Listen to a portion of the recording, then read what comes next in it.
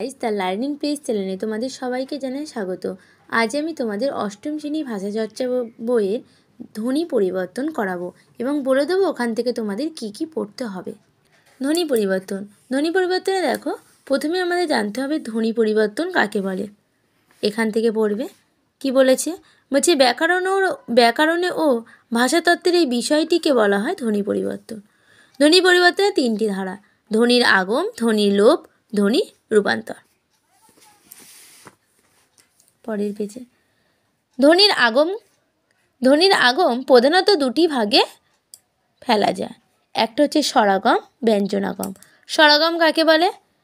শব্দের আদি, মধ্যে বা অন্তে সংযুক্ত ব্যঞ্জন থাকলে তার আগে, পরে বা মধ্যে একটি স্বরধ্বনির অনুপ্রবেশ ঘটিয়ে উচ্চারণ ক্লেশের হ্রাস করার প্রক্রিয়াকেই বলা হয় স্বরাগম। স্বরাগম আবার তিন প্রকার: একটা হচ্ছে আদি স্বরাগম, মধ্য স্বরাগম আর হচ্ছে অন্ত স্বরাগম। আদি স্বরাগম কাকে বলে? বলছি শব্দের শুরুতেই যুক্ত ব্যঞ্জন থাকলে উচ্চারণের সুবিধার্থে যুক্ত ব্যঞ্জনটি পূর্বে একটি সুবিধাজনক স্বরধ্বনির আগম ঘটে, একে আদি স্বরাগম বলে। যেমন বলছে উদাহরণ কি, স্পর্ধা থেকে আস্পর্ধা, স্টেশন থেকে স্টেশন। মধ্য স্বরাগম শব্দের মধ্যে যুক্ত ব্যঞ্জন থাকলে উচ্চারণের প্রয়াস কমানোর খাতিরে সরলকরণের প্রয়াসের অথবা ছন্দের কারণে যুক্ত ব্যঞ্জন দুটির মধ্যে একটি স্বরধ্বনির অনুপ্রবেশ ঘটিয়ে শব্দের সৌকর্ষ বৃদ্ধি রীতিকেই বলা হয় মধ্য স্বরাগম। মধ্য স্বরাগমের অপর নাম কি? স্বরভক্তি। যেমন কি উদাহরণ দিয়েছে দেখো, কর্ম থেকে কর্ম, নির্মল থেকে নির্মল।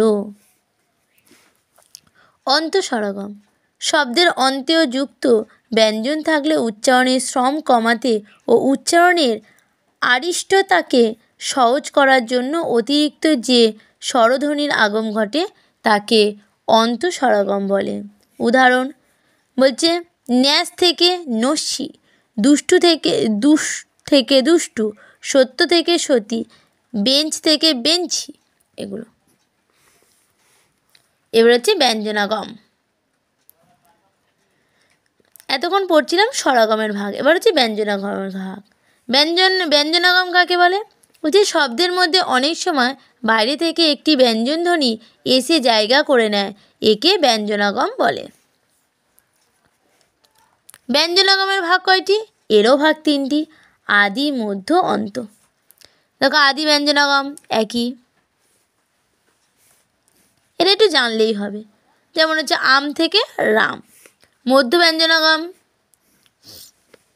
এটাও পড়বে, অম্ল থেকে অম্ল, সুনর থেকে সুন্দর।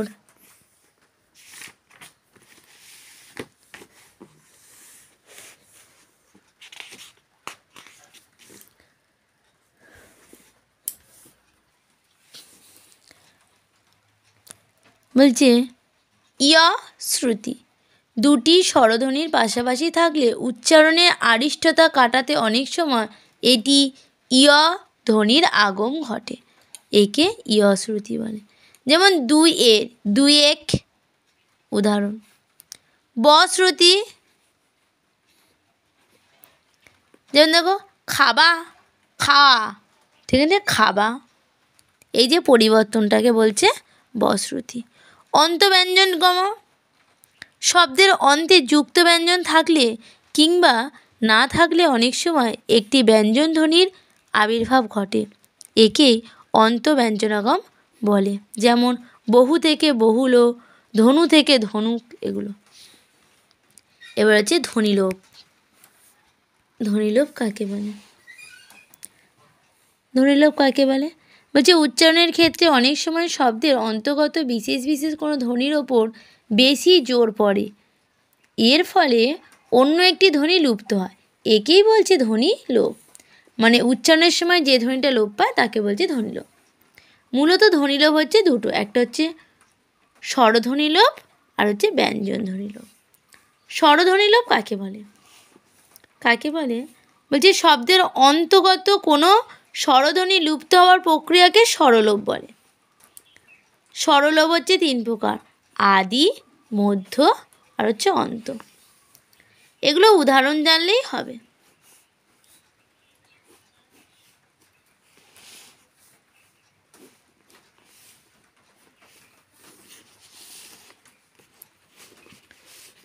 ব্যঞ্জন লোপ বলছে পরের আদি ও মধ্য অন্তে অবস্থিত স্বরধ্বনিযুক্ত স্বরধ্বনিবিহীন কোনো ব্যঞ্জনধ্বনি লোপ পাওয়ার প্রক্রিয়াকেই বলা হয় ব্যঞ্জন লোপ। ব্যঞ্জন ধ্বনির লোপকেও 3 প্রকার ভাগ করা হয়েছে, আদি ব্যঞ্জন লোপ, মধ্য ব্যঞ্জন লোপ আর হচ্ছে অন্ত ব্যঞ্জন লোপ। এদেরও হচ্ছে উদাহরণ পড়বে, আর কিছু পড়া দরকার নেই। ধ্বনি রূপান্তর। ধ্বনি রূপান্তর কাকে বলে? বলছে ধ্বনির আগম ও লোপ ছাড়া ধ্বনির পরিবর্তনে তৃতীয় অন্যতম প্রধান কারণ ধ্বনি রূপান্তর। ধ্বনি রূপান্তরের আবার 5টি ধারা আছে। একটা হচ্ছে অপিনিহিতি, অভিশ্রুতি, স্বরসঙ্গতি, ব্যঞ্জন সঙ্গতি ও সমীভবন, আর হচ্ছে ধ্বনির বিপর্যয় বা বিপর্যাস। অপিনিহিতি কাকে বলে? শব্দের মধ্যে ই বা উ ধ্বনি থাকলে অনেক সময় তাদের যথা নির্দিষ্ট উচ্চারণ স্থানে ঠিক আগে উচ্চারিত হওয়ার একটি বিশেষ প্রবণতা দেখা যায়। এই রীতিকেই অপিনিহিতি বলে। অপি হচ্ছে একটা উপসর্গ, এই কথার অর্থ হচ্ছে আগে বা পূর্বে, আর নিহিতি শব্দের অর্থ হচ্ছে সন্নিবেশ বা নিয়ে আসা। এগুলো উদাহরণ পড়বে, উকারেরও উদাহরণ দিয়ে দিয়েছে, দেখো এগুলো করতে হবে না। অভিশ্রুতি কাকে বলে পড়বে।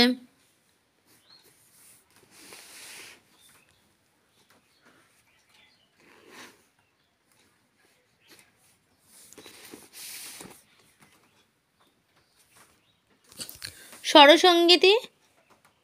স্বরসঙ্গীতি 2টো ভাগ, একটা হচ্ছে পূর্ববর্তী স্বরের প্রভাবে পরবর্তী স্বরের পরিবর্তন, আর হচ্ছে পরবর্তী স্বরের প্রভাবে পূর্ববর্তী স্বরের পরিবর্তন।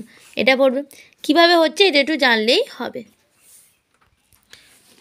সমীভবন কাকে বলে? ভিন্ন ভিন্ন ব্যঞ্জনধ্বনির পদের মধ্যে সন্নিবিষ্ট হলে উচ্চারণের সুবিধার জন্য একে অপরকে অথবা উভয়ে পরস্পরে প্রভাবিত বা রূপান্তরিত করে, একেই বলা হয় ব্যঞ্জন সঙ্গীতি বা সমীভব। আর কিছু পড়তে হবে না। পরাগত কাকে বলে? এখান থেকে পড়বে। প্রগত উদাহরণ,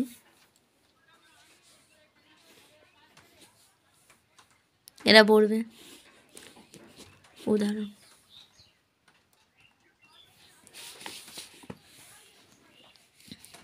বিপর্যয়। ছিল তোমাদের আজকে ধ্বনি পরিবর্তন। পরের ভিডিও নিয়ে পরে আগামীকাল আবার দেখা হবে তোমাদের সাথে। আর যদি ভালো লেগে থাকে সাবস্ক্রাইব বা একটা লাইক করে দেবেন।